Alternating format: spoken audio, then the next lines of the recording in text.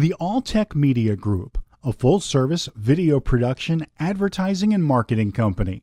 For over 3 decades, we've been providing successful strategic ideas and media tools to small businesses, manufacturers, and government agencies. The All-Tech Media Group is a one-source marketing solution, from videos and print to digital and social media for the manufacturing industry. Compare the difference in our customer service, the difference in our creativity, and the difference in our quality of work. For a free marketing evaluation, contact us today.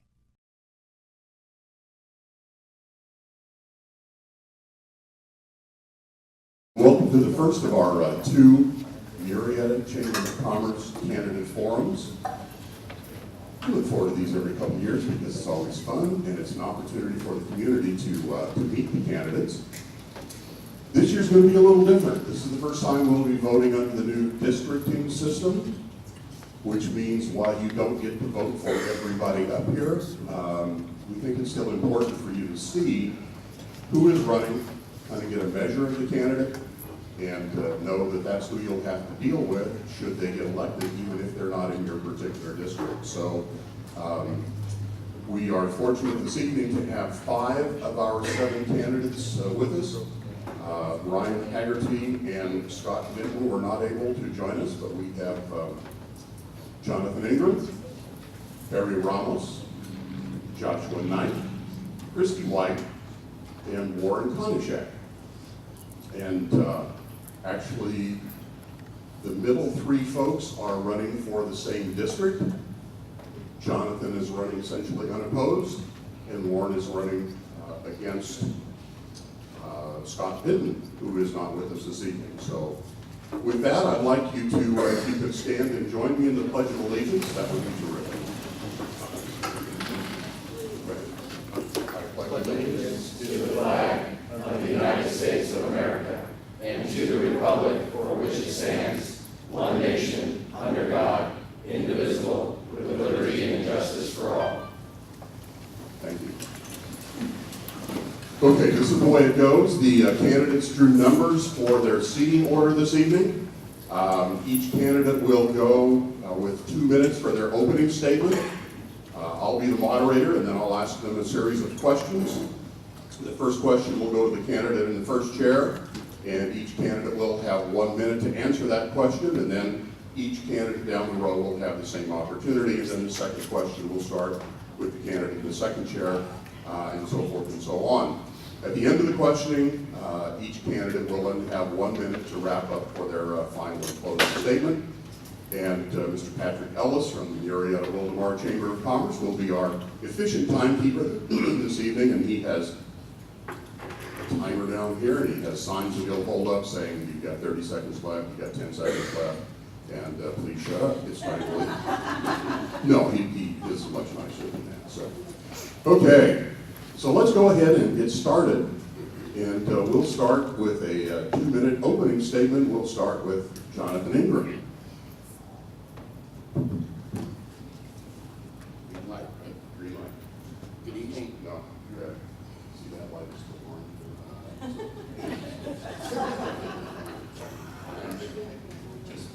Good evening, everyone. Thank you for attending. Even though at this point I'm not running with an opponent or having anyone run against me, I wanted to afford everyone the opportunity to, listen to my responses to any questions that we may have. And I appreciate everyone being here tonight. I really do. I love our city. I've dedicated the last 5 years of my life, and if reelected, I'll dedicate the next 4 years of my life to the city of Murrieta and to its people, because I love it that much, and I love everyone that lives in our city.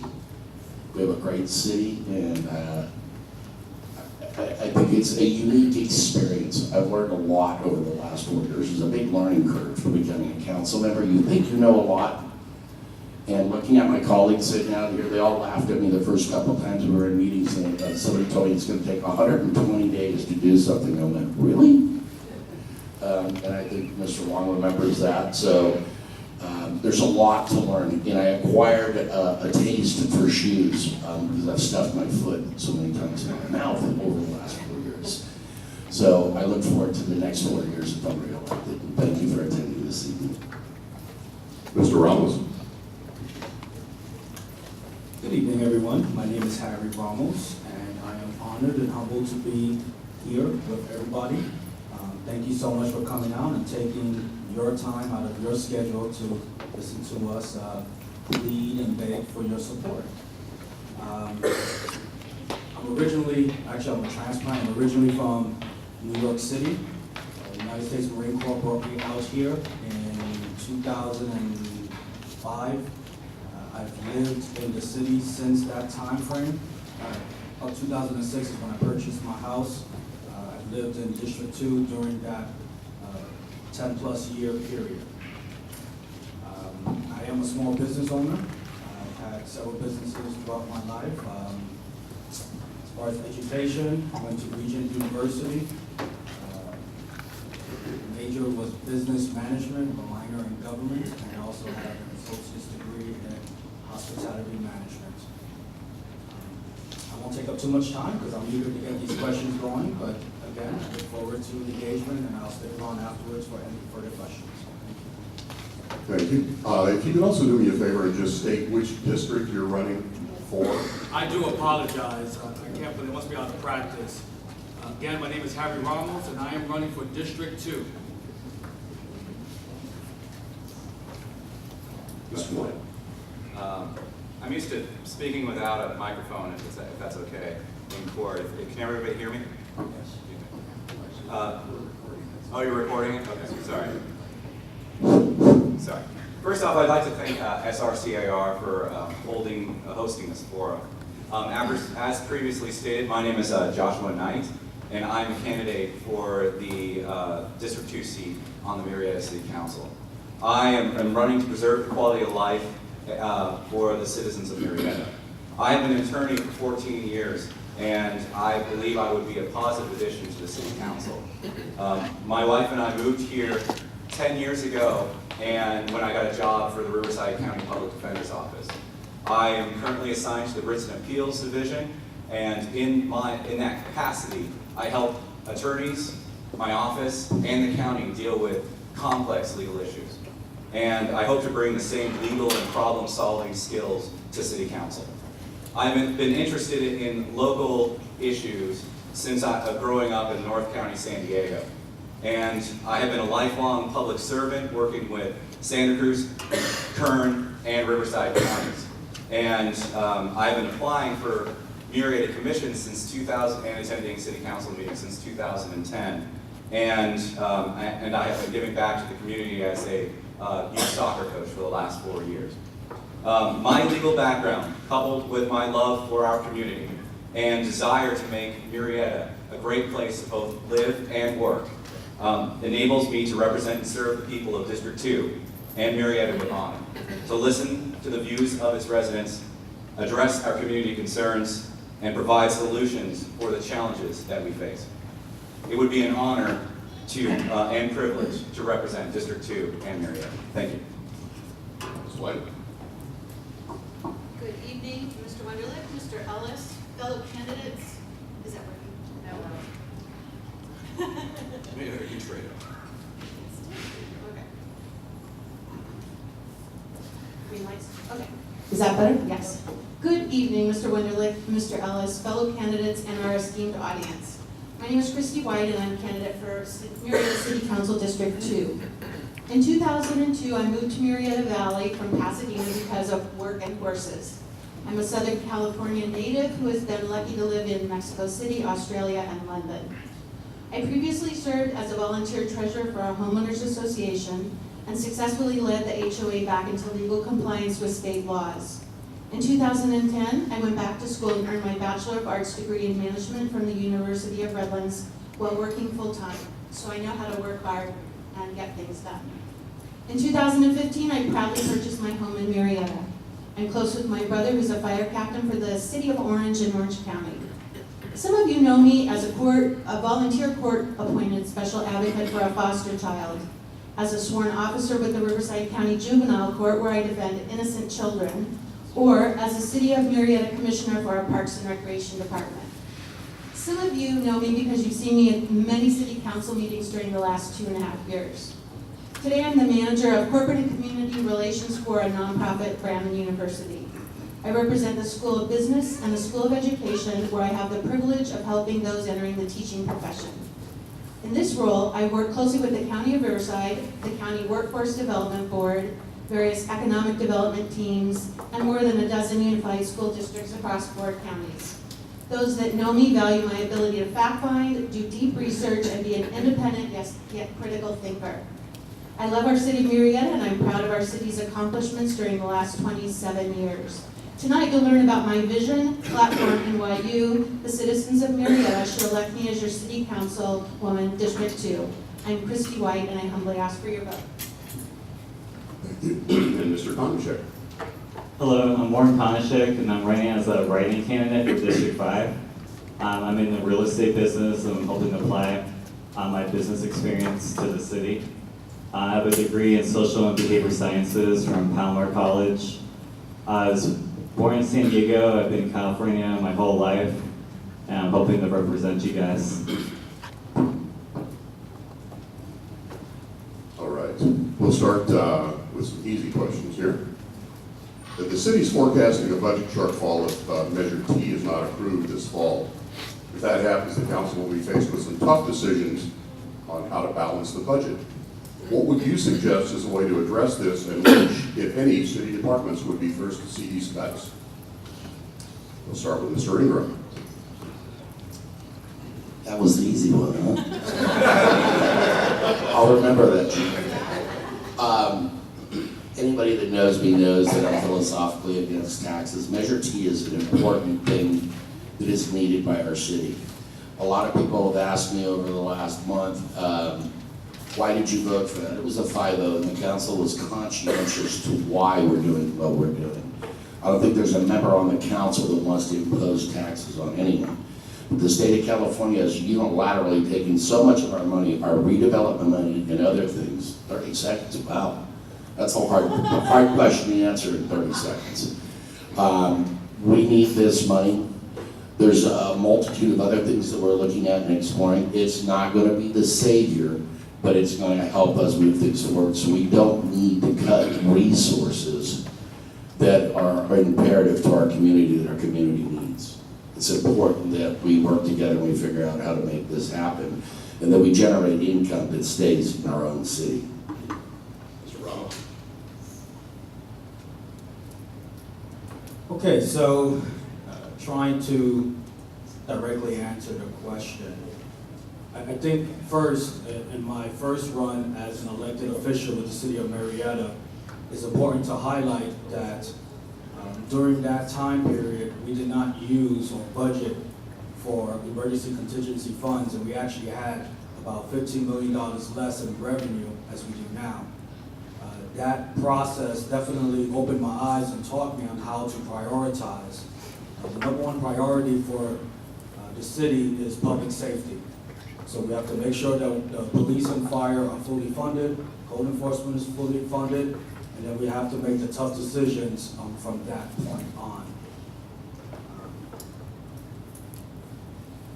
I think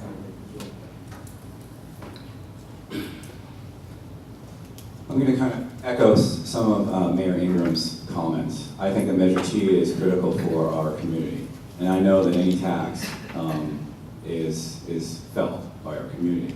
However, these are funds that will be raised locally and stay locally. Because in order I am also in favor of public safety, also in favor of the fire department, making sure that they are fully funded. And without Measure T, we are going to be in a bad spot, where we're going to have to make critical and very hard and painful choices on what we want our city to be. I don't want our city to be a second-class city. I want to provide all of the services that we've been providing, having police, having a fire, having a library, and having a Parks and Rec.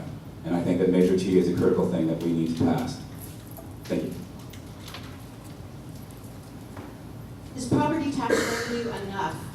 Out of $1 in property taxes, the city of Murrieta receives 6 cents for city services, 7 cents for Murrieta Fire and Rescue, and $1.50 for the library.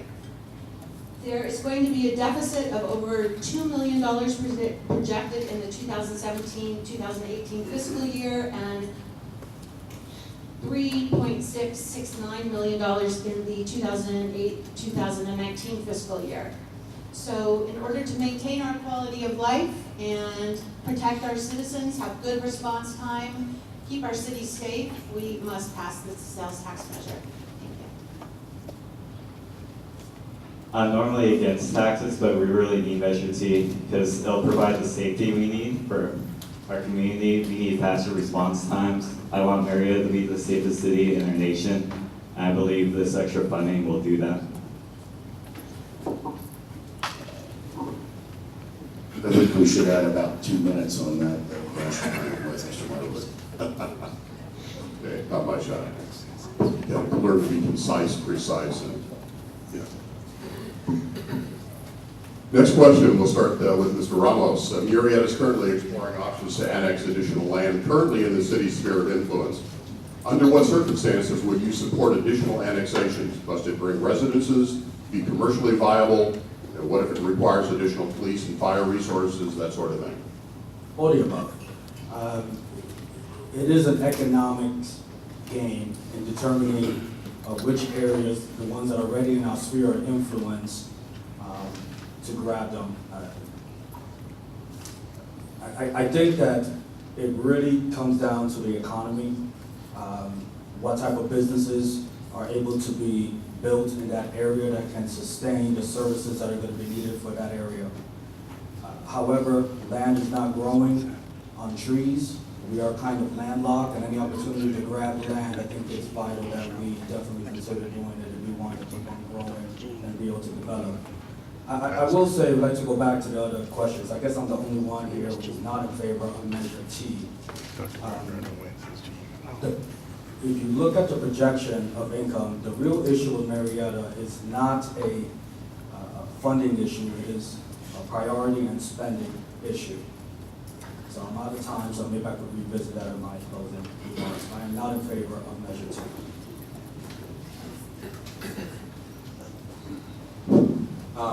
I think with annexation, I think we really need to be looking at the areas that we're going to be bringing into the fold with our city.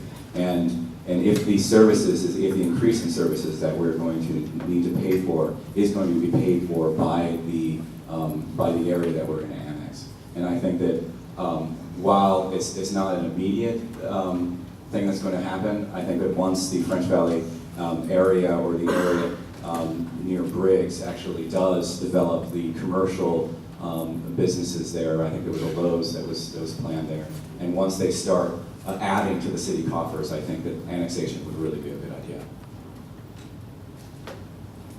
In being a city commissioner for the last 2.5 years, I have not had the subject of annexation come up before. I did a lot of preparation and a lot of reading in advance preparation, but I'm not familiar with that question, so I will, when elected, look to city staff and further research to be able to answer that correctly. I will use a few seconds to say that I think that the Murrieta City Council, seated now, did the right thing in deciding to unanimously put the sales tax measure to the citizens of Murrieta. It isn't the City Council's decision necessarily, it's the City of Murrieta citizens that are voting. So please cast your vote, and that way the city will be able to react to your wishes. Murrieta could really benefit from annexation. It would allow us to build more businesses, which would improve our economy. And the extra revenue we're making would pay for all the services that we need. So quickly, there are councils prior to the council that I'm seated on that looked at annexation of French Valley, and that's something that we may be able to do in the future. But it would have to be revenue positive for the city before we would take on that endeavor. In regard to the financial position of the city council had the foresight to actually put money aside that we would consume. We are not deficit spending, and there is money that's there. What we're trying to do is be proactive and make sure that we have that money in the future to provide the services that are needed for the citizens of this city. You're 7 times more likely to survive a heart attack in Murrieta than anywhere in Southern California. And there's a reason, because of our response times. So the council is trying to act responsibly. None of us want tax, but there's a necessity here. We need to necessitate that. Thank you. Thank you. Next question, we'll start with Mr. Knight. The city is apparently citing homeowners, this is a question for Kelly. The city's citing homeowners for parking their RVs on their property, even if there's ample room and the property's been used for RV parking for years. Would that be an accurate description of what code enforcement is doing today? Do you know what the policy is on that, and do you support that?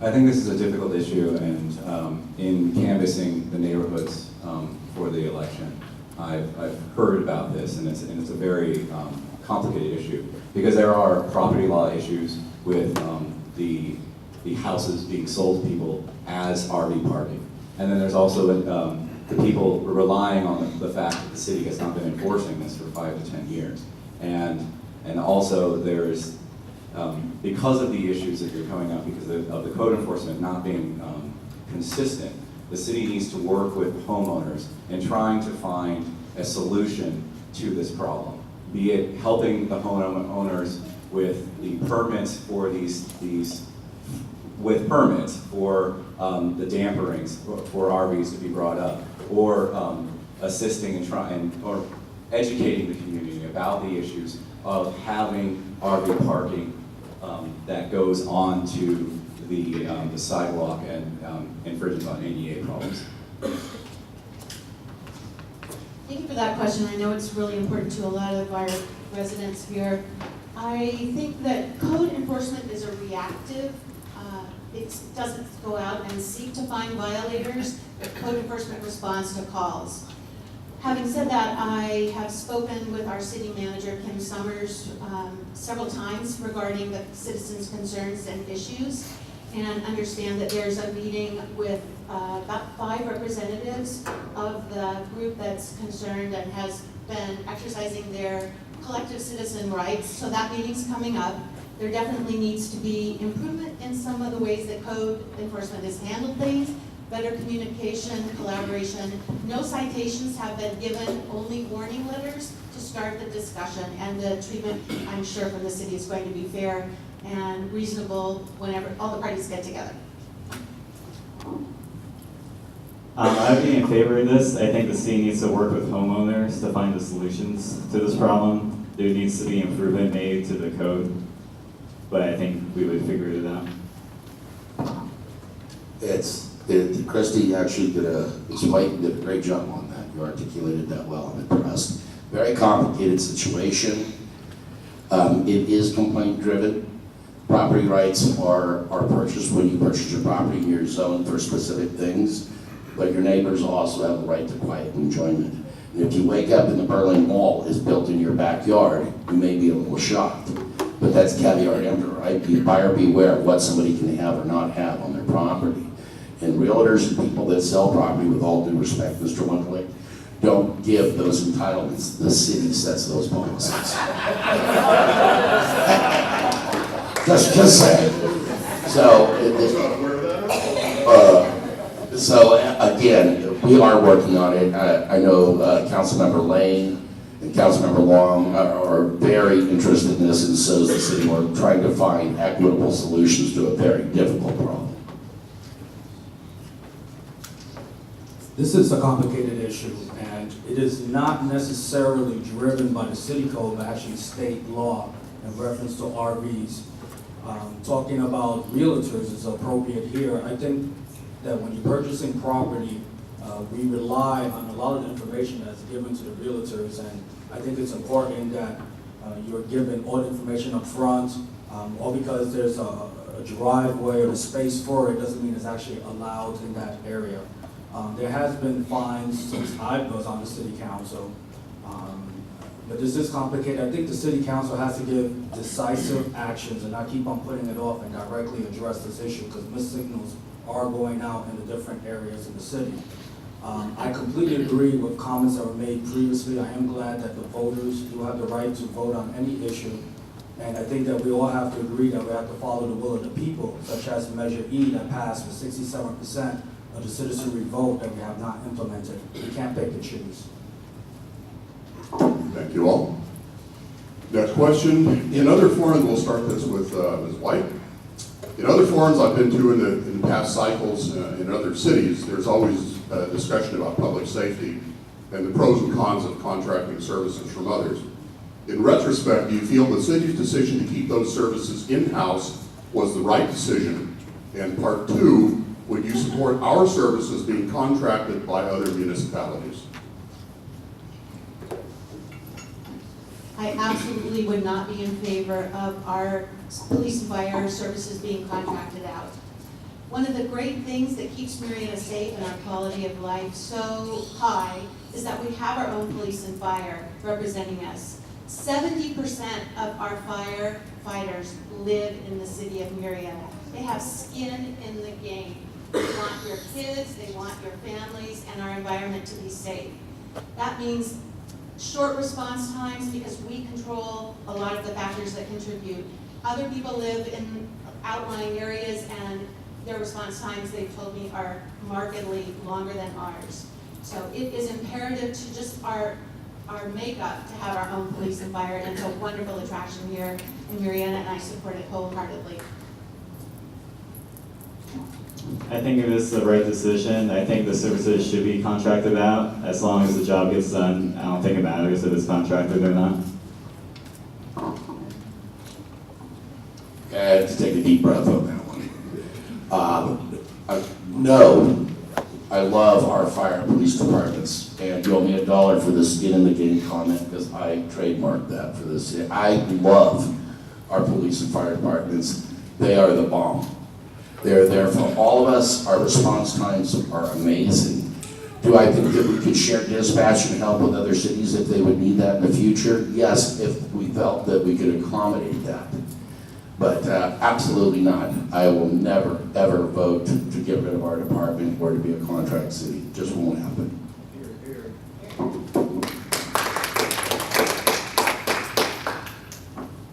When I first came to the city, I often joke, Richie's Diner, I was actually on the way to go to Menifee and stopped off at Murrieta Hot Springs, and Richie's Diner reminded me of an old school type diner. I said, well, this is a neat place.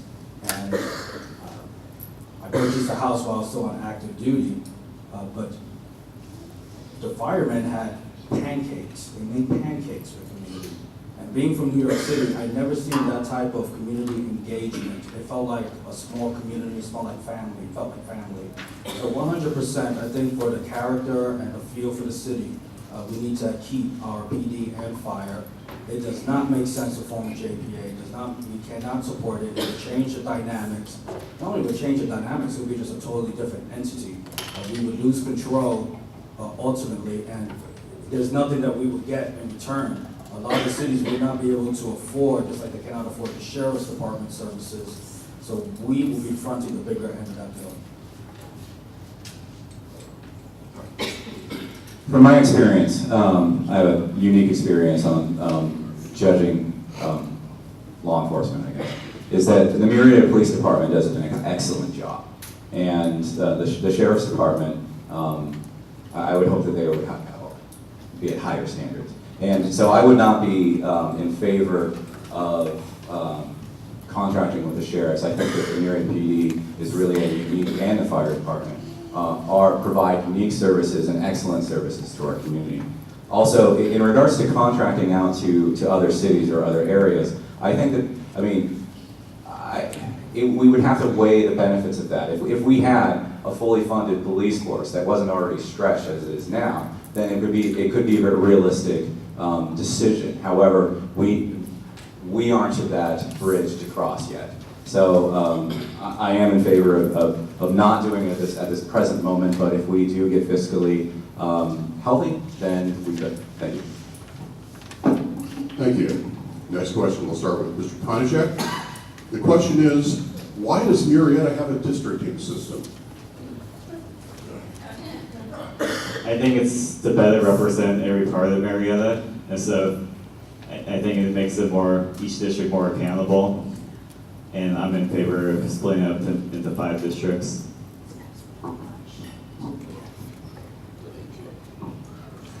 Well, anybody in this room knows how I feel about districts. They stink. You disenfranchised our city. You're voting for one person every 4 years now. We're a city of 116,000. If we were 200,000, I would say let's consider that. That's not the case. You've disenfranchised the voters of the city of Murrieta without exception. And Kevin Shankman and the rest of them are parasites that came here and threatened our city, that took money from us for doing nothing. I think it was disgusting. We are not a polarized city. You go into Greer Ranch, which I'm president of, we're the UN, and we don't define each other by color. We're next door neighbors. This is Murrieta. That's why we moved out of LA. That's why we moved out to come here, to be in a great community. And that's what we are. And for somebody like him to label us and extort from us, that should make all of us angry. It did.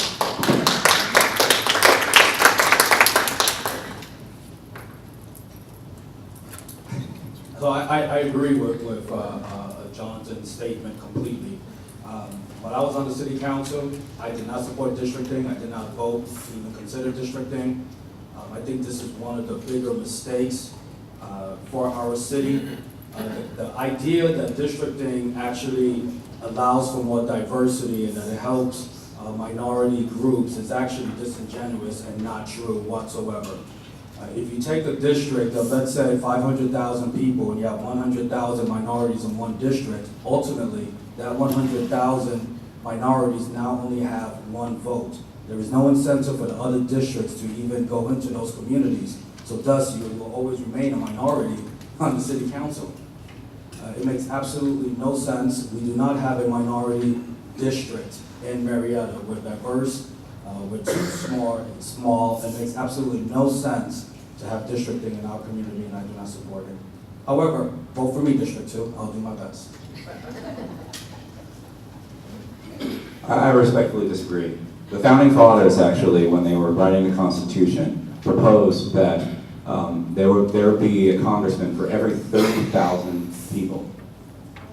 Every 30,000 people, we would have a congressman that would represent us. If it was good enough for the founding fathers, then that's the concern that I have. And for the people that, I mean, in walking our district for District 2, that I've heard the nickname of the East of the 215ers. And there can be a perception, and be it wrong or not, because I know that Mayor Ingram is very open to speaking with any citizen. But there could be the perception for neighborhoods to be a stepchild. And so if we're in districts, and that's why I'm running. It truly is why I'm running, is to provide a voice for District 2. Because I want to be a voice so we don't feel like we are stepchildren. Thank you.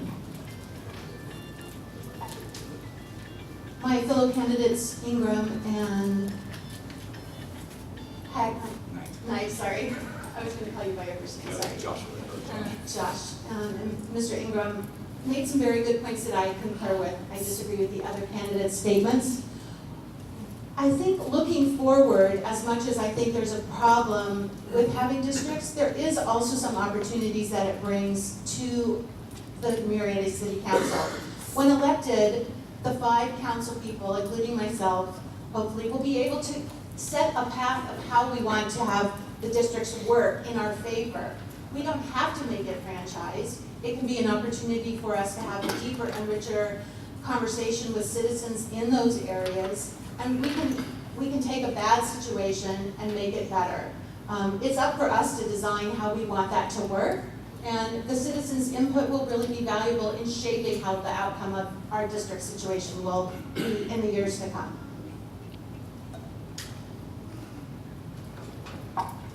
Thank you. Next question, back to Mr. Ingram to start. Sometimes there will be conflicts between what a city can do and what they should do. Case in point is Proposition 10 on our ballot right alongside all of you in November. Proposition 10 would repeal the Costa-Hawkins Act of 1995 and allow municipalities to establish rent control within their city. Do you think cities should have the right to set rents on private property within their cities, or do you think this would have a positive or negative impact on construction especially multifamily construction? Mr. Ingram? Absolutely not. You didn't, the city has no right to impose what they want on a private property owner in respect to what they charge. Rent control caused nothing but problems in Southern California, from Los Angeles all the way to this region. And if you do that, you're going to change the dynamic of how people own property, rent property, and you're going to see a housing shortage where you're going to discourage development, not encourage it. It's a poorly planned, ill-conceived concept that is a means in which they can chip away at Proposition 13 and other things down the road by going, property is not affordable anymore. So I would be very cautious about that, and no, I would not support it.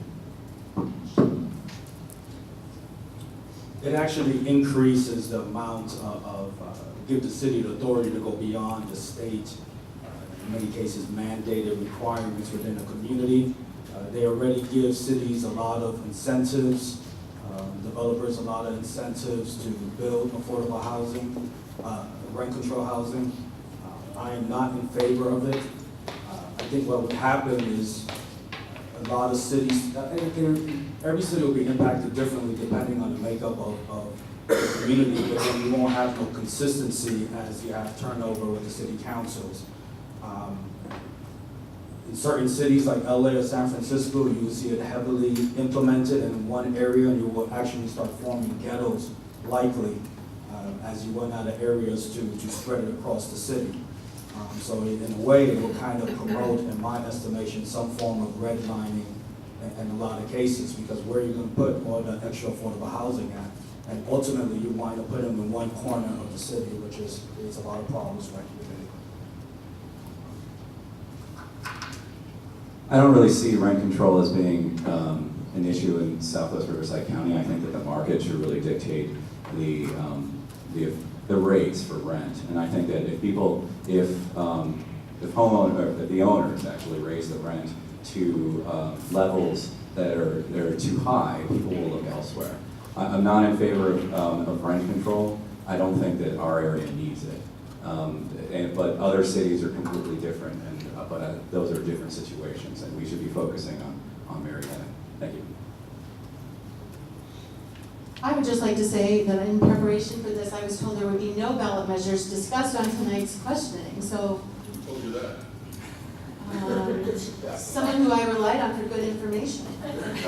Having said that, I am against rent control. I'm for the free market system. And I think that it discourages necessary housing development, and I agree with some of the comments others have made, so I won't repeat them. I am against rent control. Rent control causes nothing but problems. We should it would discourage development, not encourage it. The open market should dictate the rent, not the government. No, I would not support it. Thank you. Next question, we'll start with Mr. Ramos. We talked a bit ago about your thoughts on the districting system. As we sit here tonight, can you think of any priorities in your district that may have gone unaddressed or that you feel are significant at this time that may take precedence over something else in a different district? Well, when I first started to run before the 215 exchange went into place, that was my sort of my bucket list, and actually wanted Murrieta, even though it wasn't required by law, to help build that community, that area up for traffic flow. For me, my biggest concern doesn't actually relate as a city councilman as it does to a parent. I think it is a shame that you have Murrieta children, parents who chose Murrieta to purchase houses, was led to believe, at least in my case, that you would be going to Murrieta School District, and instead, a big chunk of my constituents would have to go to Menifee or Paris School District. I think that is shameful, paying the higher level taxes, and my kids do not have opportunity to go to the #1 in the county and one of the top, I believe, 10 in the state. I do agree with Mr. Ramos in regards to the schools. I think it's it's interesting that the north of the Clinton Keith line is in the Menifee schools. However, I've been very happy with the Menifee schools. I do support Measure W, which is going to build a new high school at Leon and Scott. Beyond that, I think that the one thing that is impacting District 2 the most right now is the missing piece of the Clinton Keith extension. The Clinton Keith extension is great. Don't get me wrong, it's a beautiful road.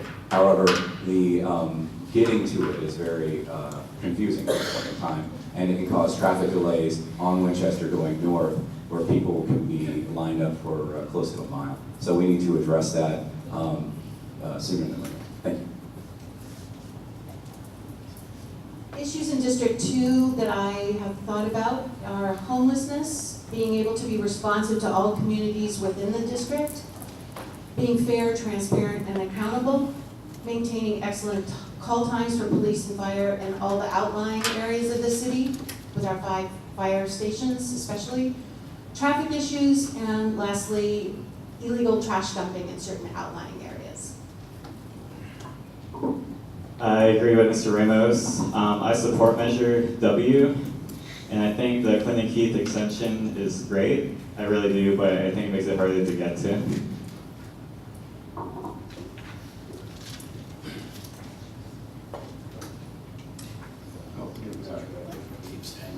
Oh, sorry. He doesn't like to use the mic. All right, so I'll try and make this as brief as I can. The 4 years that I've served on this council, I can honestly tell you that there's not a council member, when you picked up the phone, whether it's been Mr. Long, whether it's been Mr. Lane, Mr. Ciardo, where we wouldn't respond to any corner of this community. That is the problem with districts. I'm sitting here listening to potential candidates that are going, I'm here to fight for my district. Well, I'm telling you, we fight for our city. That is the objective. So whether it's a district or not, if I call Mr. Ciardo, I know he'll be there for me. I know Mr. Lane would be, I know Mr. Long would be, and I would do the same for them. And that should be the mindset, because we are one city. That is the problem with east, west, north, and south. When I campaigned, I had to hit every voter in this city. Now we've taken that and created it to less than 20%. It was not a good idea. And by the way, when the founding fathers had 30,000 per representative, the country was far smaller than it is today. Next question, we'll start with Mr. Knight. Back in the early days of cityhood, people used to run for the council with a few street signs, usually painted by their kids, maybe a little schmoozing down at Terry's Coffee Trader. Do you think the price is getting too high to run a successful campaign, and that many of our residents will not be able to cross that threshold? And that's why I am supportive of districts. If I wouldn't be in this election if it wasn't districts. Because just to put your name on the ballot is $1,000, just to put the informational sheet is $1,000. My family doesn't have that. And I'm running a shoestring budget. And I know, I mean, my wife and my family were from I was raised in northern San Diego, but my whole family's from the Midwest. And there are people that, you know, you're in a small town and they select the mayor at a bar, usually. And so but, I mean, that's the thing, is that I want to be as available to the citizens of Murrieta as that. And Mr. Ingram is that. However, it is difficult because when we're in a city of 115,000 people, it can seem daunting, and the approachability of the council members. And they've all been very open to me. But I want to make sure that just in walking from door to door, that they understand that all of us are available to them. Thank you. Regarding the question of whether the price is getting too high to run a campaign, I have 2 thoughts. I think whether it's a district race or it's a citywide race, costs for running a campaign are very high. So I think generally speaking, yes, it deselects quite a lot of individuals who otherwise might be able to run and do a good job representing their city.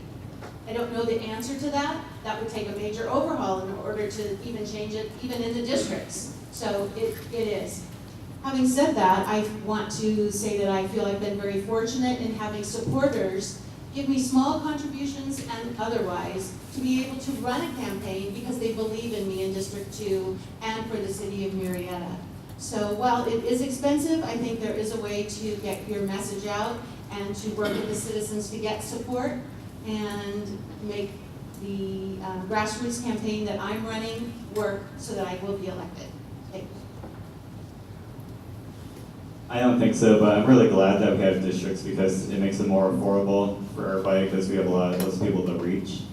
And I think, you don't really need a lot of money to run a successful campaign if you go door to door, run a grassroots campaign, so I don't think it's a problem. Hey, kept it down here this time, thank you. The campaigns are expensive, they're ridiculously expensive. I spent over $70,000 in my first campaign. I still haven't recovered that money. And if you look at districts, and that, by the way, was spending $1 per constituent, voting constituent in the city at the time. Today with districts, if you have 21,000 in your district, you're going to spend a minimum of $2 per individual just to do simple mail pieces and slates to get your information out there.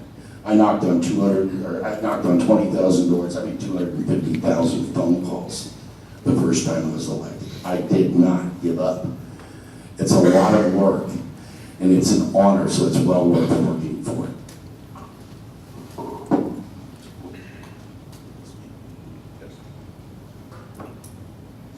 Kind of goes back to the whole budgeting thing. My first election, when it was at large, I spent less than $500 on my campaign.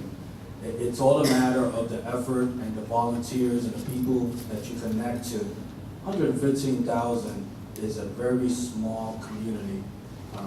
Again, it's from a different perspective. I'm from New York City, so there's probably about this many on my block when I grew up. But you have to highlight that there is an advantage as far as cost effectiveness with districting. I think it's absurd that you have to spend $1,000 to put your name and your ballot designation on the ballot. And I don't think it's $1,000. I don't remember, but it's up there. I think it was like maybe 400 or something. But you really don't. I think the cons outweigh the negative, the pluses for districting. However, there are a lot of advantages, and I am eagerly looking forward to representing District 2. Next question, we'll start with we'll start with, we're back to Ms. White. As long as it's not a ballot-related question. Proposition 5. You set that up and you went right for the punchline. Very good. Sorry. Sometimes if you don't get a cheap shot, you get no shot at all. The city's participating with 4 neighboring cities in an effort to brand our region to establish an identity separate from the Inland Empire. Number 1, do you support this effort? And if you could come up with a catchy slogan for the region, what would that be? And just a reminder, if it's good enough, you could probably save the city a few $1,000s in the work covering the study. So do you agree that we need to establish a separate identity, and what would that be? I have no slogan suggestion, so I would like a ballot question, please. I think that it's a good idea to take a regional approach, and here's why. It's a global economy. The tourism in the valley is $700 million. We need, as Murrieta, to tap into that regionally. So branding jointly with various other sister cities is a good idea. Murrieta is also interested in getting our name on the map so that people know who we are and don't refer to us by the city that's next door to Pachanga. So I support it. I don't have a slogan. I know that Murrieta is working with a local Murrieta marketing agency and getting everyone's input to the outcome, and a wonderful slogan will be had. I support it. I think Murrieta needs its own identity, besides being right next to Temecula. I think we need to get their name on the map. I don't have a slogan right now, but I'll come up with one.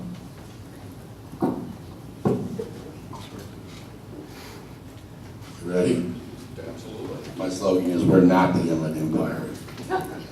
It's very simple. We need to brand ourselves as Riverside County. It's long overdue, and it's actually kind of unfair because this is a softball to me because I sit on a committee, and I absolutely want to see rebranding. I think it's very, very important for us because Mr. Wunderlich will take the time to explain the difference between a jumbo conventional loan in Orange County versus Riverside County and why our property values are far less because of how we're branded. So we need to change that, and it's something that we all need to look at. And starting with going, we're not the Inland Empire would be a good thing.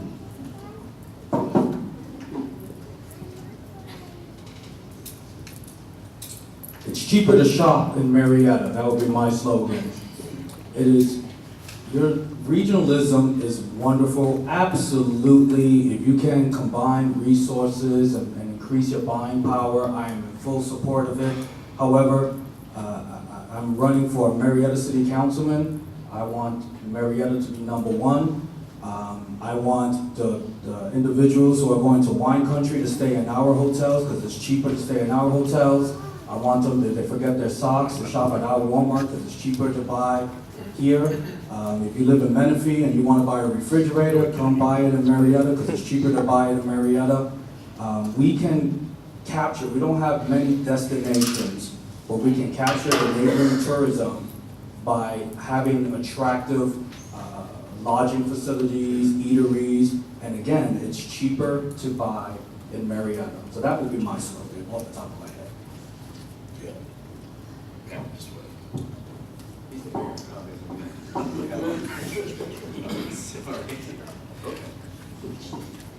I am in favor of the branding efforts to be to attract people to our area and to our city. I think it's important. I also think that having a separate identity from Temecula and the area would be helpful. I think what we need to attract the businesses and make sure that people surrounding and within California understand that we live this high quality of life and this is a great place to live. And I think that if we can promote that, then we would bring in more business and more people. Thank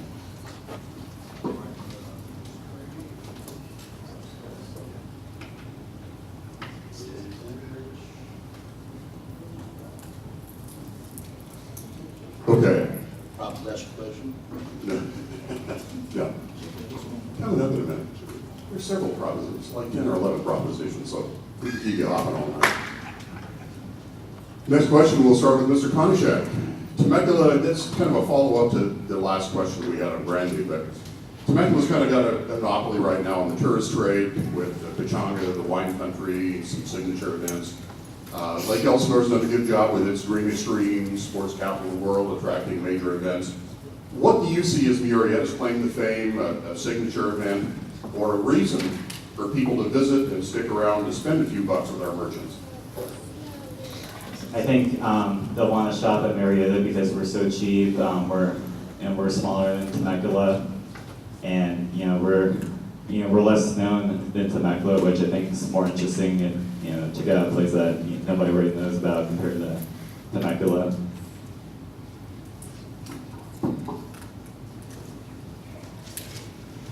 We said the timer, Patrick. Get Shamrock would be a good start. I think that what we need to do is take a look at the fact that we are bigger than Temecula. And the last time I checked, you cannot get to San Diego, you can't get to wine country without driving through Murrieta, correct me if I'm wrong. We have 277,000 cars a day that pass the Golden Triangle. We are the place to be. We are in the sweet spot. Clinton Keith will eventually happen. Remember, that's difficult because it's private property and you can't just usurp what you want on private property owners. There's a consequence. So I think that we are distinct, but remember this, we're all getting to a point where we're plateauing out on our ability to grow, and Menifee, Voldemar, and the rest will be our jobs corridors over the next decade. So we need to worry about each other.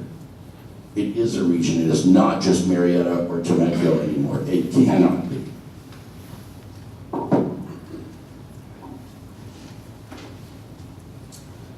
So I do agree with a lot of the comments here.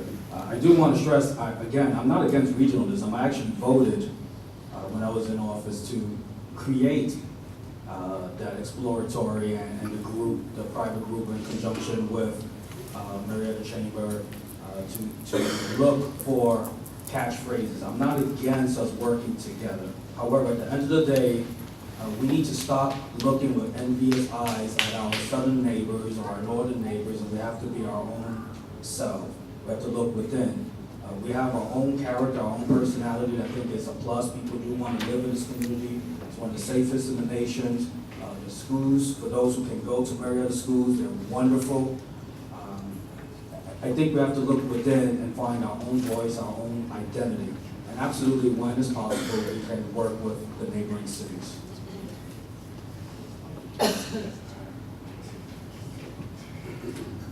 I'll share as well. You just I'll send it back. I'll send it back. Don't worry about it. I think that Murrieta needs to focus on. I think that the efforts actually bringing in the hotels is a good idea because people, Temecula and the wine country, they don't have hotels nearby, and I think that would once the people actually are staying in Murrieta, if we put in restaurants like Anthony or more restaurants like Anthony's or nice restaurants near the hotels, then the people will traffic them. And then also, I think that Shamrock is a good idea as well. I agree with Mr. Ingram, but I think that we should be also focusing on the region because we do, another thing that I agree with Mr. Ingram is that there is a large amount of traffic going through Murrieta, and if we can show to the people going through Murrieta to get to wine country that you should stop here and use our businesses, then that would certainly help our city and the residents in it.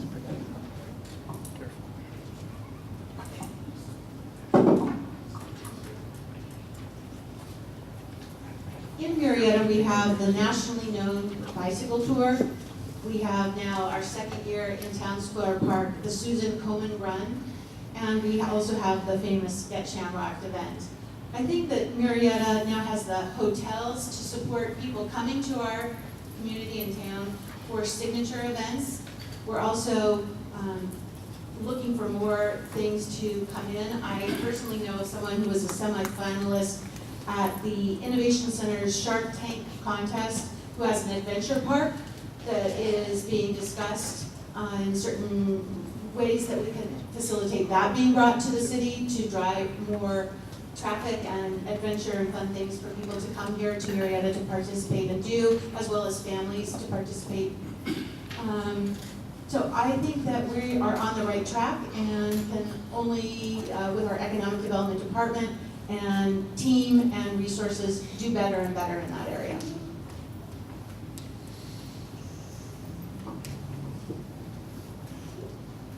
Next question for Mr. Ingram. No, we'll start with Mr. Ingram. Oh, yeah. Sorry.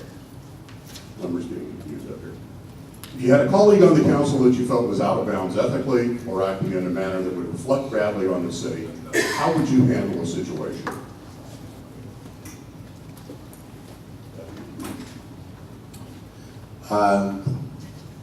We have a code of conduct that's applied to council members, and I believe that we all should be held to a higher standard. Having said that, I would assume that my colleague would pull me aside and have a conversation with me and say, this is what I've heard, or this is what I've observed, and that I could make that correction. Because again, it's an honor to serve on the city council, and we represent everyone in the city, and therefore we should be held accountable for what we do and say publicly. Was the question asked how to respond if they had put me aside, or how I would put them aside? Like, No, how would you respond if you had a colleague you felt was acting? okay, so it is. Yeah. Well, I think I just ditto what Mayor Ingram said. I think the first thing, you can't assume. I think that you have to, you owe them respect and courtesy. You need to pull them aside, talk to them, and take it from there. It's such a generic question. It really depends on what it is. If it's a legal issue, then you should go to the legal redress routes, either the DA or policing if it's a criminal issue. But if it's just a matter of what you feel is morally or ethically challenging, you definitely should put them aside and not try to embarrass them or turn the pulpit into a political weapon, is what we generally see today is when you disagree with somebody philosophically, you try to attack them and try to make it a personal issue and use the Pope instead for the people, but for your political reindeer games.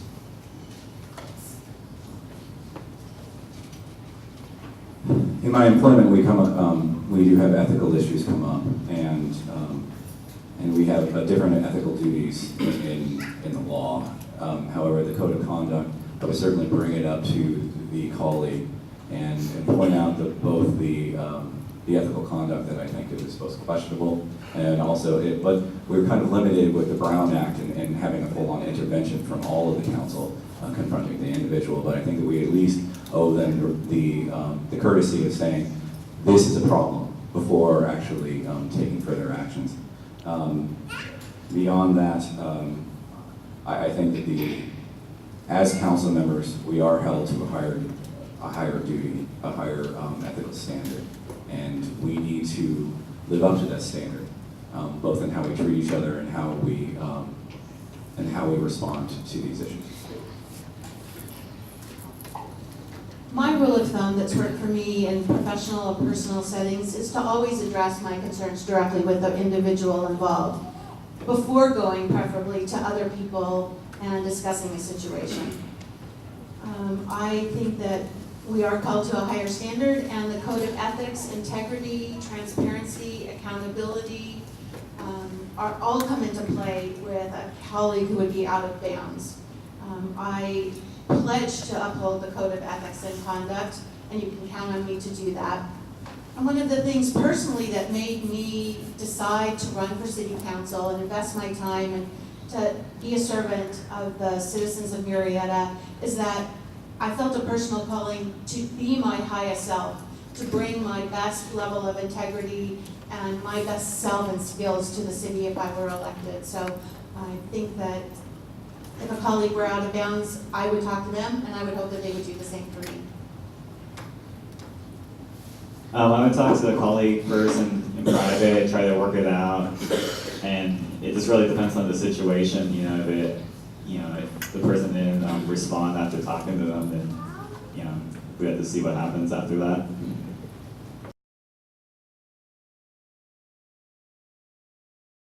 The All-Tech Media Group, a full-service video production, advertising, and marketing company. For over 3 decades, we've been providing successful strategic ideas and media tools to small businesses, manufacturers, and government agencies. The All-Tech Media Group is a one-source marketing solution, from videos and print to digital and social media for the manufacturing industry. Compare the difference in our customer service, the difference in our creativity, and the difference in our quality of work. For a free marketing evaluation, contact us today.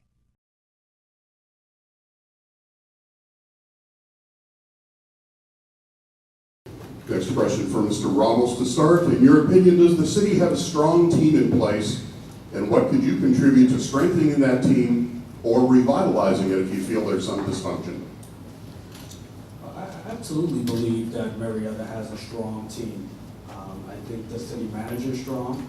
I think the police and fire chiefs are strong. I think we have a good staff, a very good staff. I would always like to speed up the process for planning department. That's almost unfair, but I always highlight that the turnaround still takes too long for that area. I think ethics is such an important element. First, the city doesn't have a code of ethics, that's a code of conduct. But the code of conduct and ethics also applies to city staff. I'm pretty sure everybody in here, for example, it's kind of a cheap shot, but everybody here received the pamphlet on Measure T. That is virtually propaganda and promotion for Measure T from the city. That's a violation of FPPC. So somebody should have said something.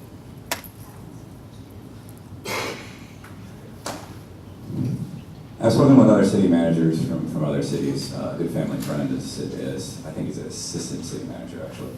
But he's talked about our city, and he said we have great staff. There's just not that many of them.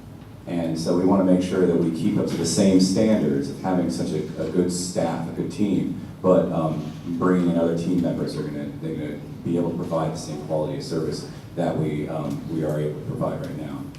And so I've met and spoken with a number of the people that work for the city, and I've been impressed with all of them. I think Murrieta has the best executive leadership team with our city manager and executive leaders that we've had in years. All credit and respect to former city managers and staff at the leadership level, but I think that we're poised to really do great things.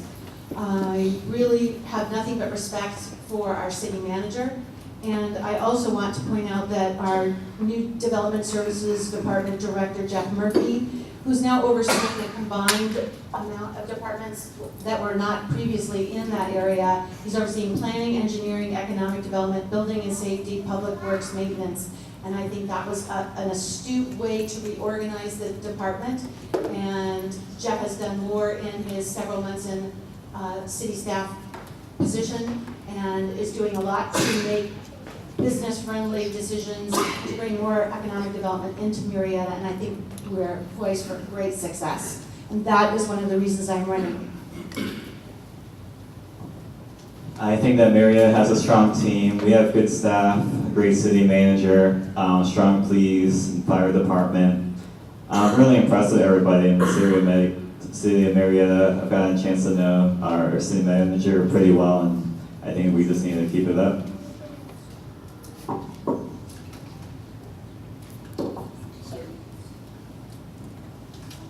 We have the A team for administrations. Any team of administrators in the city of Murrieta that can get a compliment from Cass and Klein has to be doing pretty darn well.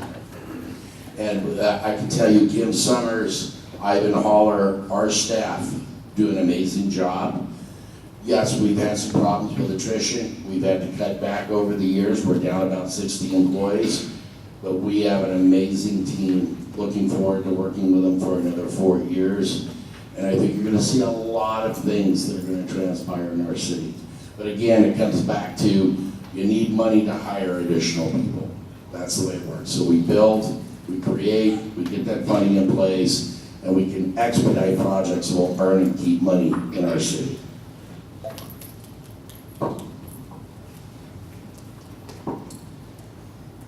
Next question, we'll start with Mr. Knight. If you're elected, what direction would you have for city staff?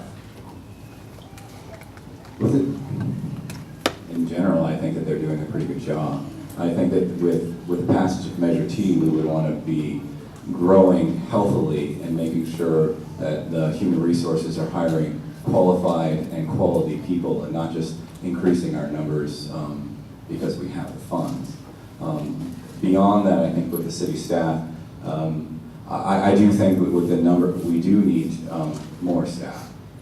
We are understaffed, but beyond that, I think that the direction for the people, I would just be telling them pretty much they could keep doing the good job that they're already doing. Thank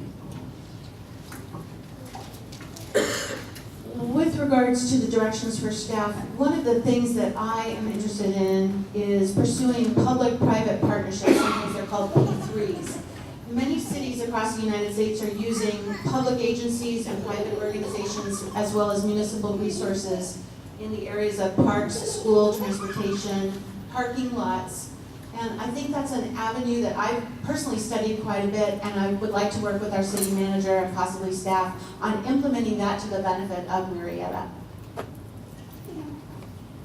I think our staff is doing a fantastic job, but we need to increase the amount of staff we have and make sure they're highly qualified like the staff members we have right now.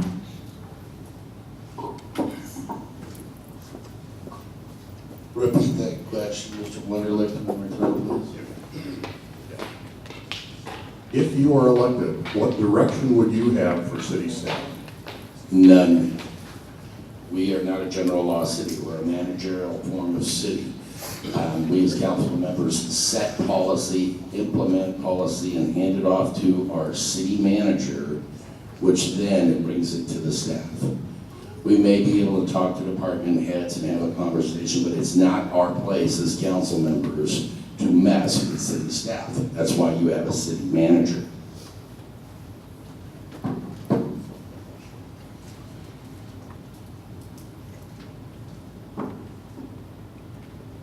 Well, you kind of took my thunder, so I don't know how to add to that. I will say, in comments about private-public relationships, I know that the specific plan downtown, we have a new process to help with parking. I'm in strong favor of, instead of getting smaller parking lots, try to get some type of parking structure. We're using good land that could be for future development for parking spaces. I think a parking structure just makes perfect sense, and with the right type of partnership, it could be at the very least cost neutral, hopefully. As far as public-private relationships with schools, it's not relevant to the city. We do not have any say or control over public schools. With the city manager, I would sit down and discuss what we can do to address the homelessness in this city. Currently, we spend $0 for homelessness directly. All right. I do apologize for the moderately trick question, but yes, you don't give direction to staff. You're absolutely correct there. You have one employee as the city council, and that's the city manager. Well, yes, okay. And yeah, right. And everything else flows from them. So, okay, next question. We'll start with Christy White. Recently, the city has developed multiple skilled nursing facilities throughout the city. These facilities generate more calls to our first responder resources, and the response time availability can become a challenge to the rest of the community. Is there a plan for offset to these service challenges, and how would you address that? That is an excellent topic and one that needs a lot of exploration. I have 2 of the 5 fire stations in District 2. And with more assisted living facilities going in and the call time on average 1.5 hours to 2 hours, our fire and police resources are off on a call that's lengthy. We need supplemental reserves and finances to be able to put more staff on to keep our call turn time up and to be able to still give good service to our senior citizens that are living in assisted living homes and residences. Thank you. I think we just need more funding to keep the uptime up, because the more fun we have, more resources we have, the faster we'll be able to take care of everything. This is insurance companies not wanting to pay their bill. When somebody falls out of a bed in a place that generates income for whatever the company may be, they should be obligated to pick that person up, put them in bed, or pay for the services that they received. There's no such thing as a free lunch in business. We all have to pay for the services that are provided. So to me, it's a pretty simple thing. Our department goes on a service, we need to be compensated for it. If that's a for-profit company, if it's not for profit, then maybe we can take a look at that and look at a supplemental way to take care of it. Insurance companies have required that the staff call when somebody falls out of bed and call the fire department first, rather than taking the responsibility because they don't want to get sued. That is the insurance companies doing the same thing that they do with you and I. You have to spend $10,000 of your money first before your coverage kicks in, even though you're spending $1,000 a month for insurance.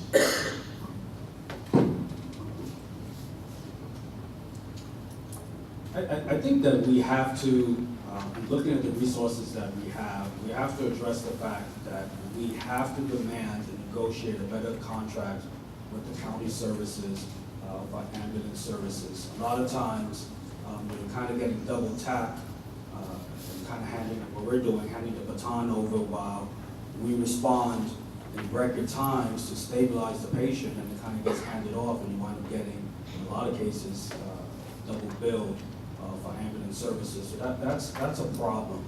and we need to improve on the response time from the county services that we're in contract with. They are unacceptable. As far as for assisted living homes,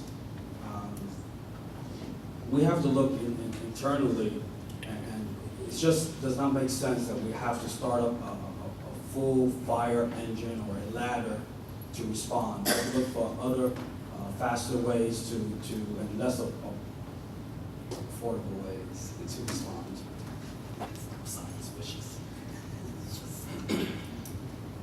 I agree with Mayor Ingram. I actually think that if the care facilities are for profit, then they need to pay for our services. If they're going to be monopolizing the services of the fire department, then we need to work with them to understand that this is something that is taxing our community. And beyond that, I think that with Measure T, this was help, but this is going to be a constant problem, so we need to address this sooner rather than later.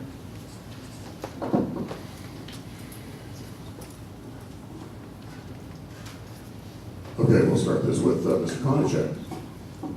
We've had at least 2 fairly significant wildfires in the region this year, and a couple within the last couple of years, actually, I believe within District 2.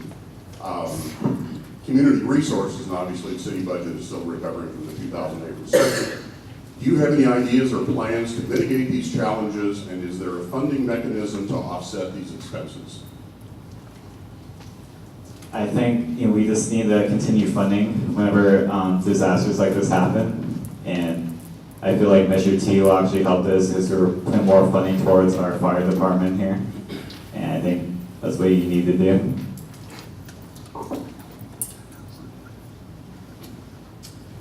So I had the privilege of being baptized by fire on our first day as mayor, and watching our fire department work together was the most amazing thing I'd ever seen. Our city was coordinated, we were quick, and we contained that fire and only lost one structure. And I don't, not trying to minimize losing one structure, but it could have been multiple structures.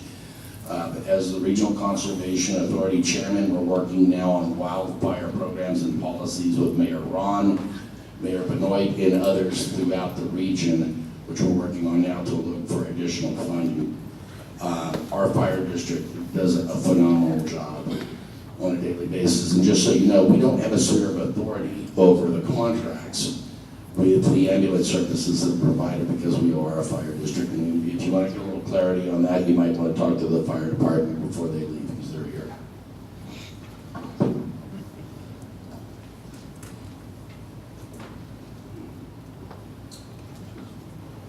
So there's a lot of contributing factors to the wildfires.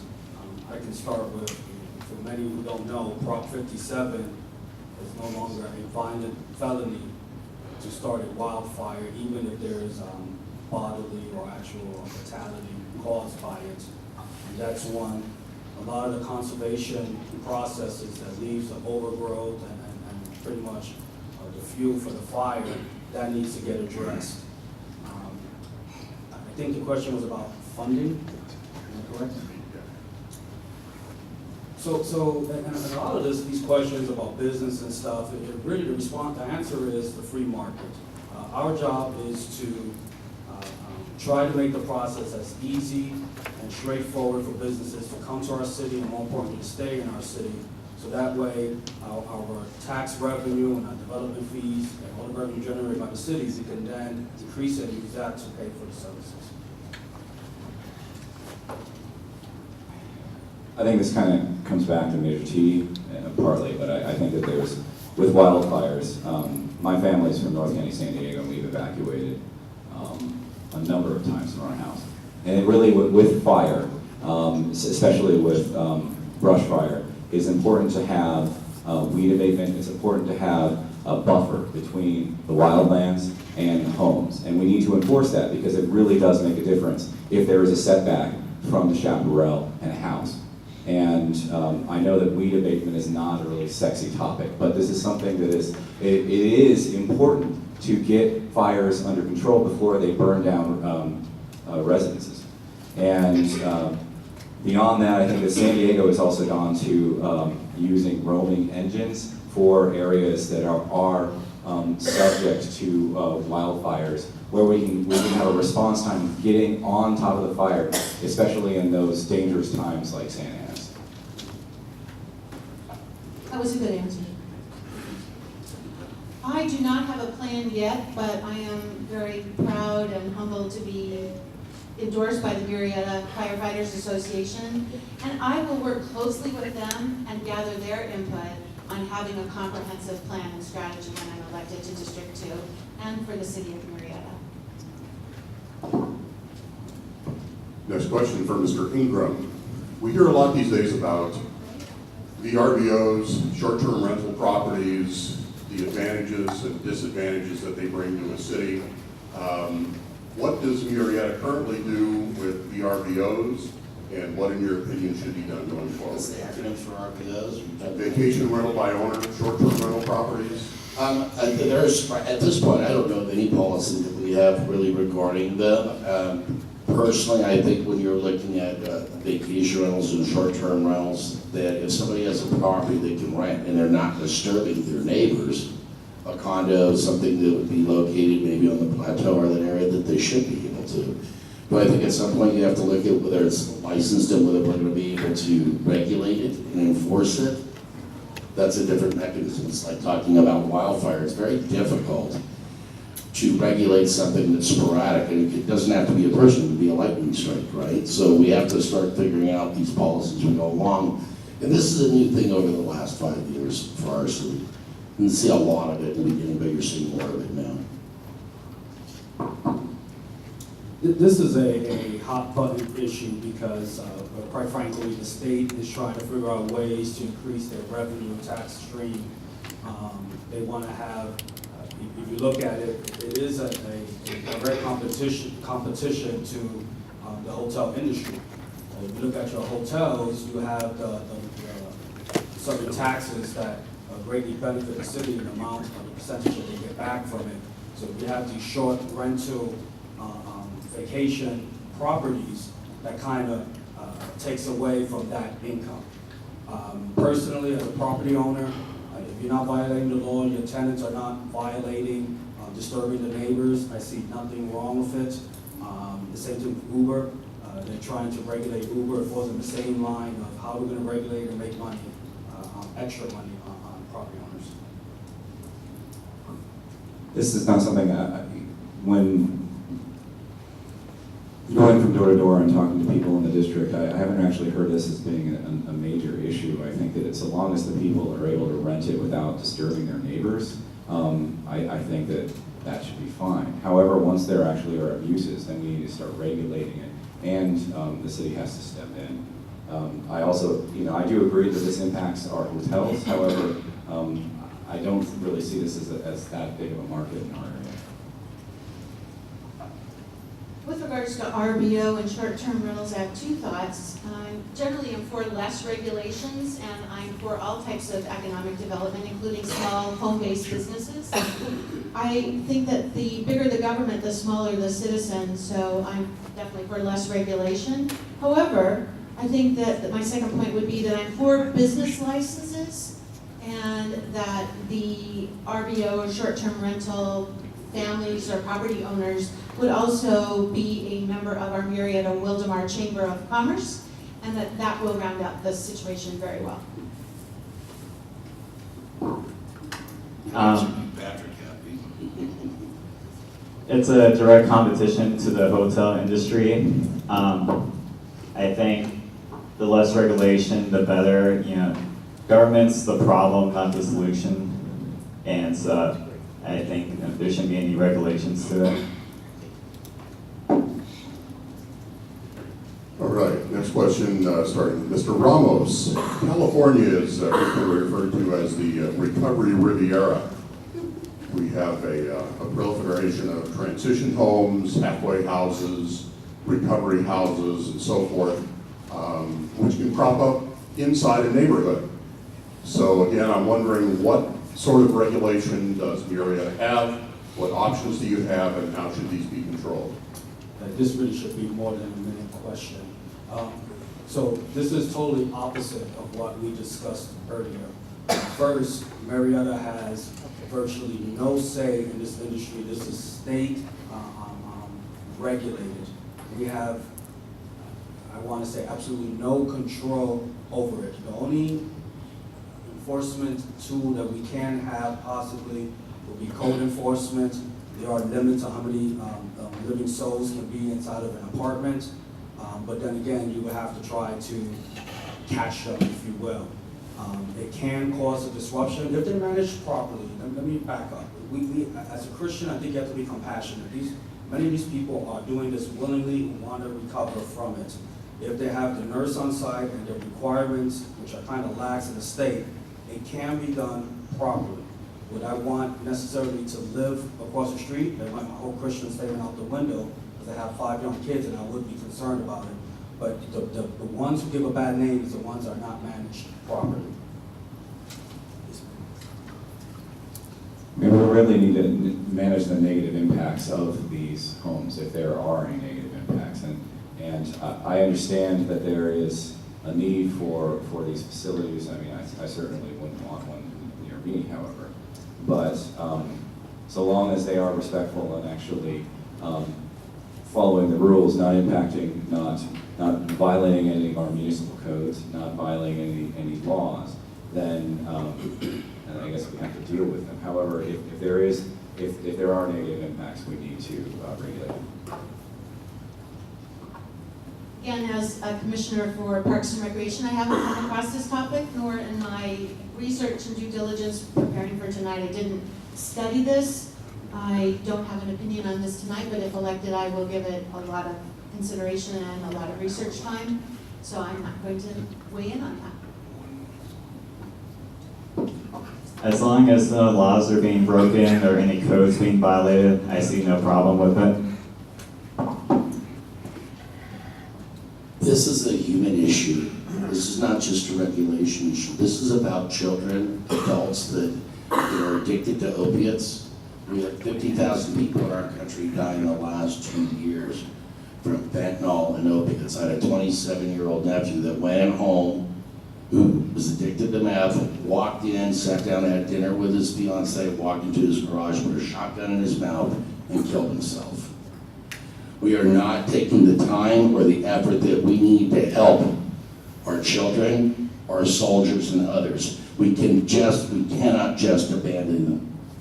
And I take personal offense when people don't think that we do enough for the homeless in this city. We feed 500 families a week. We're at 2.5 million pounds of food a year. When are we going to realize that we cannot throw these people on the street and neglect them? They're our mothers, our fathers, our children. We need to work together for a solution and not go, I don't want to see it in my backyard. Next question, we'll start with Mr. Knight. I'm going to take off on the previous question, but we had an excellent presentation here yesterday between the City of Temecula, the City of Murrieta, Code Enforcement, Riverside County, discussing the issue of homelessness. Homelessness obviously is on the rise in our region. California was actually the leading state in the country last year for homelessness. Approximately 135,000 in 2017. The second state is way behind us, New York at about 46,000. Their homeless population increased about 4.5% the previous year. California's increased almost 14%. So it's a growing problem and an increasingly expensive problem for all of our states, and I think we've all seen this on the news. And it's a growing problem for our region. What do you propose to do? What do you think we have in place, and what would you like to see done to address the homeless issue? Well, I think Measure T would certainly help because community policing, if we get more police on the street, then we can also get a handle on the homeless population. They are actually, the homeless population is actually the most they don't use Social Security and don't use Medi-Cal. If we can connect them to these sources of funding, and San Diego uses, I'm sorry I keep using San Diego as an example, but San Diego uses a homeless task force where they have a mental health representative, they have a probation representative, they have a police representative, and they go around and they talk to the homeless population. And it's a very difficult problem. And I've spoken to officers about this because some homeless people don't want to live in a home. They choose to live on the street, and that is it's difficult because we can't just move them somewhere else, but we have to convince them that this is not the life that they should be living, and they can get help from many different groups. Thank you. I think that the solution has to be a regional approach. I don't think individual cities can tackle the immense needs and resources, so I'm for a regional approach and solution. There is a regional meeting on September 27th. If you would like some information about that, many diverse groups are coming together. You can't talk about homelessness without talking about our veterans and the resources that they need. And you can't talk about homelessness and veterans without talking about affordable housing. So I think this is a complex situation, and I'm very supportive of the regional approach. Brian Ambrose on city staff, Assistant City Manager Brian Ambrose, is our representative in Murrieta. He will be at the Homeless Coalition meeting on the 27th, as will I. Yeah, homelessness is a real problem in California. I think Measure T, we can get it passed, will really help. We just need to connect the homeless with the resources they need. Try to convince them that they don't want to be homeless, or they actually choose to be homeless, and help the ones that are homeless by choice. I don't believe anyone is homeless by choice, but we're spending a lot of Measure T money here. The reality is, this cost has been shoved onto society because the state and the feds decided to close down facilities with people with mental illness. And when you're homeless and you live on the street, it exacerbates your mental illness. Then they self-medicate. I've never seen anyone that said, oh, I decide that I want to be homeless. It's because they're put in a situation to where there's no winning. And because you're a drug addict or an alcoholic, generally there's an underlying problem. And until we take mental illness as serious as we do cholesterol, cancer, and heart disease, we're not going to fix this problem. That's when we'll fix it. When we open our minds and our hearts and go, okay, this is another human being, not a statistic that I don't want in my backyard.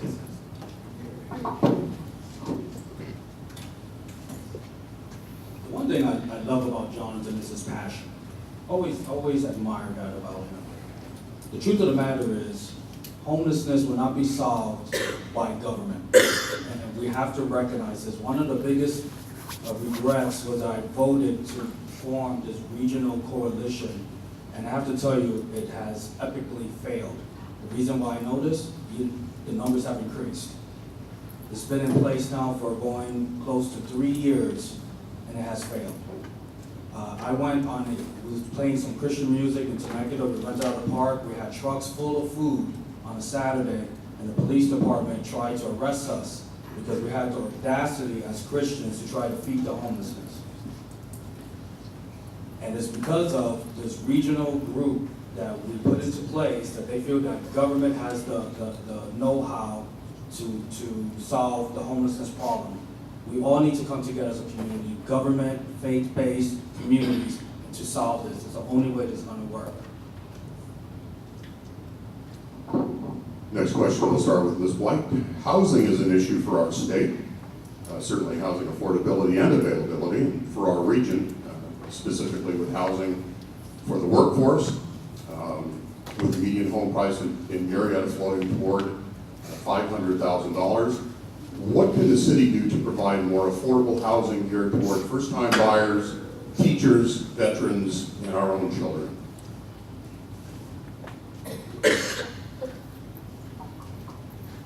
Well, housing prices are a result of the free market system. The affordable housing issue is controlled by the county, so the city of Murrieta doesn't really have a direct impact, from what I know so far, with regards to setting prices.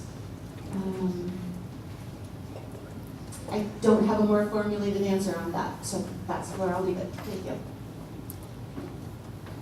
The free market, in my opinion, is the solution to our housing problems. I think rent control makes things worse. I just think that we need less regulation and let the free market play.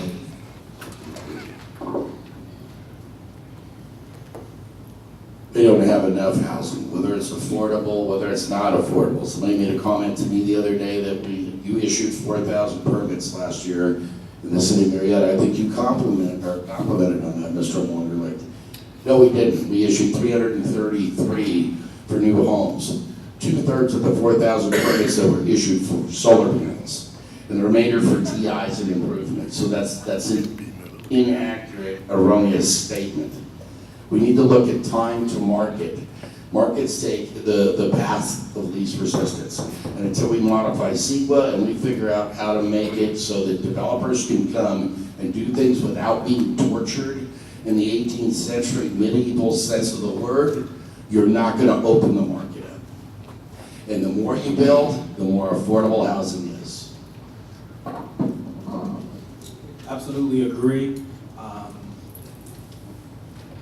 Well, the only real role that we have for housing would be the turnaround time for permits. Our DIF fees, which I did not support raising them, I think that was a mistake. We should not have raised our DIF fees in the city. That would have encouraged more building in the city. As far as CEQA, a lot of this stuff is out of our hands, but when they are held to certain timetables. So when you put in your EIRs or your different requests for information that you have to supply, and those agencies have 30 days to give an objection, and yet we're still holding the developers hostage 60, 90 days, even though that time elapsed, I think that's a problem. If we're gonna hold the builders to a timetable, you have to provide these responses at this time, but we have to hold these agencies to those time periods as well.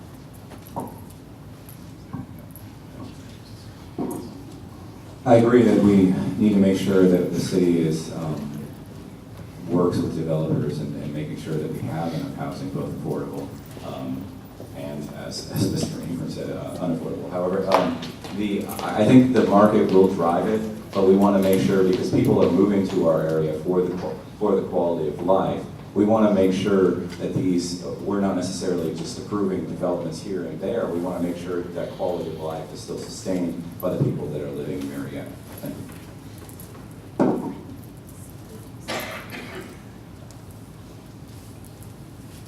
Next question from Mr. Konishek. What is your position on the use of eminent domain as a land acquisition strategy, and under what circumstances should a city conceivably use it? I think we shouldn't use eminent domain unless we absolutely have to, because we shouldn't be taking private land from people who already own it. And we should only use it if we need to build something like a new hospital or a new school, something that we really need in the city. So I'd only use it absolutely necessary. I can tell you my 4 years on city council that we, as a city, discourage eminent domain. We would use equitable condemnation and other means in which to get there. I think that's been very achievable, and I think we'll keep moving forward in that direction, because we want to make sure that it's equitable to everyone where we can. There are going to be instances where it's harder to negotiate with others, and we have to deal with that. And we have to understand that private property owners have rights as well, and that's very important. In principle, I'm pretty sure everyone here agrees. In just about most cases, I am strongly against eminent domain. To answer the question, there are several instances where both the property owner and the city agree to go in together and allow the eminent domain process to move forward. A lot of times it offers tax benefits and other benefits. So in that situation, there is a benefit to the property owner. So that'll be one scenario where I would use it. I definitely do not like the approach of using eminent domain as a tactic, a negotiation tactic. And a lot of times that happens. You send them out, the warning letter stating that we are considering, or we want to start implementing the process to start using eminent domain, and then you go to the table and start negotiating, so you're really negotiating unfair advantage. So I disagree with that aspect as well. I think eminent domain should be used sparingly, unless there's a critical need. And I think that if there is something that where the benefits would far outweigh the impact on the landowner, I just really can't think of one. Maybe a hospital, maybe a road, but beyond where there is no, actually even a road, it would be a weighing of the positive or the negatives. However, I really am against infringing on the landowner's rights. I agree with Mr. Knight's statements. First, I think you have to negotiate an equitable solution wherever possible and make all attempts to do so, and that it should be used only sparingly and when necessary for the benefit of the many at the cost of the few. Last question for the evening. If you could only name one significant achievement as a legacy when you leave the council, what would that be? And we'll start with Mr. Ingram. That I left this city a better place than I found it when I'm no longer on the dais. And that I've learned to appreciate the relationships that I've had here and made a great deal of friends. We talk about being held to a standard. I used to always worry about my mother saying, I'm disappointed in you. I never worried about my dad spanking me. And when Barbara Nugent is mad at me, I don't like it. When Faye is mad at me, I don't like it. Because it's like me going to one of my children, I'm disappointed in you. And the same goes for Cass and Klein, because I consider everybody in this city a family. So I'm going to do the best I can to make sure that I don't let you down, and that I still have those relationships when I'm no longer on this council.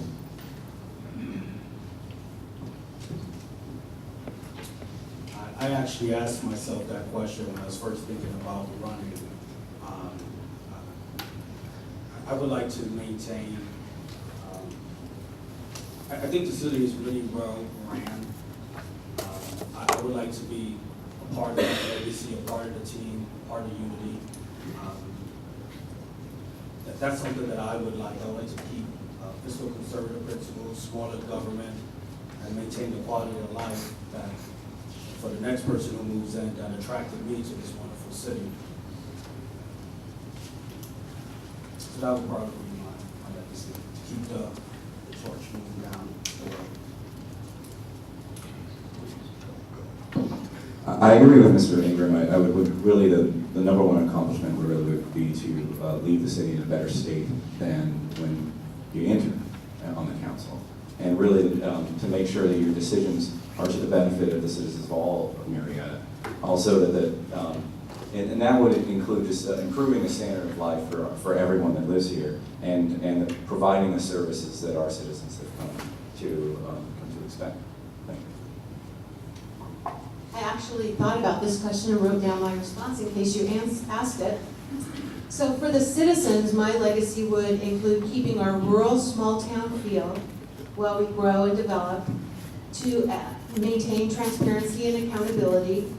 For the children and youth of our community, my vision would include great schools, parks, pools, recreation opportunities, our youth center, and a gang-free community.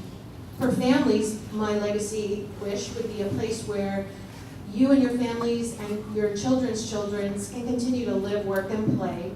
For our veterans, I see a center for their enjoyment and respect from our citizens to them. I envision a business-friendly environment as a legacy where we are known for the best in developmental services for applicants, builders, and developers. And for everyone, I envision a safe, well-planned, resourceful city where neighbors know each other and help each other when needed. I want my legacy to be that I left Murrieta in a better place. You know, I wanted us to be a smaller government, hoping that I could dismantle some of the regulations and taxes that we don't need as a city, a more business-friendly environment, and that we are winning as a city.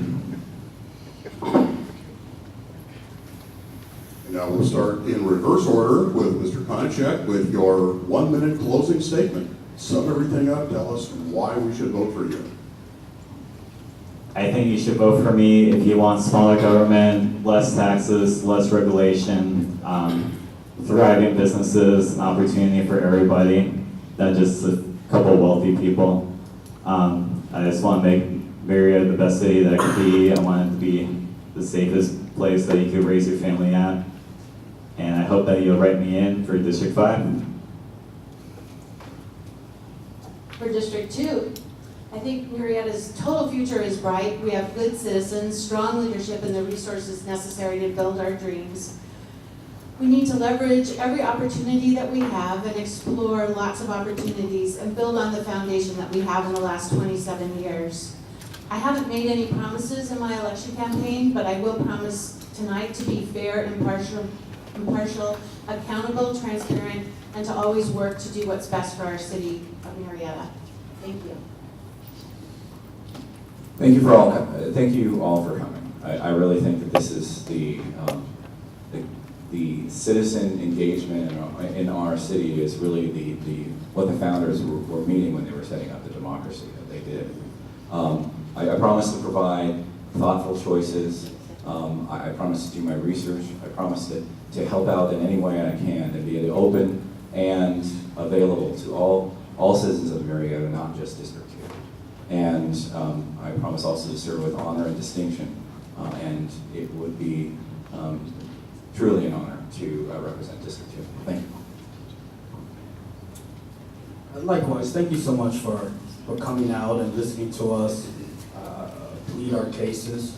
Thank you to the candidates who came, who showed respect to the community, to give everyone here an opportunity to decide on who they would like to vote for and support.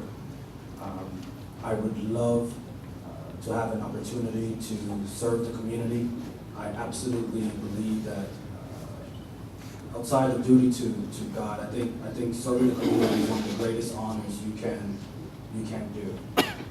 And in the last 2 years, I've worked tirelessly trying to serve different communities. I'm also vice president for our regional NAACP, which covers 10 cities. So I understand regionalism, we deal with that all the time, but I just really would love the opportunity to serve you guys again, and I will try to do my best and will support whoever wins. Try to say. So I can't promise you that I'm going to make Murrieta a great place, because Murrieta was a great place when I got on the city council. What I can tell you is a lot of people that have served on this council handed the batons off to others. And I've been very blessed to have Mr. Long, Mr. Ciardo, Mr. Lane, Mr. Gibbs as mentors that gave me a learning curve. And so I have 2 firemen, I have the historian. I was talking with Mr. Ciardo today. He was one of the people that helped acquire the land where our property is for our city hall. So that's a privilege. And so I have the ability to sit and look and go, how am I going to take this and make sure in the next 4 years, how do I leave a legacy and the ability for the next person to grab the baton to keep racing for the greatest city in Riverside County, which is the city of Murrieta. Thank you. How about a nice round of applause for this folks?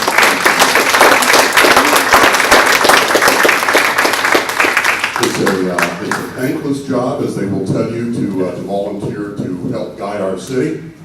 And we appreciate them all stepping up.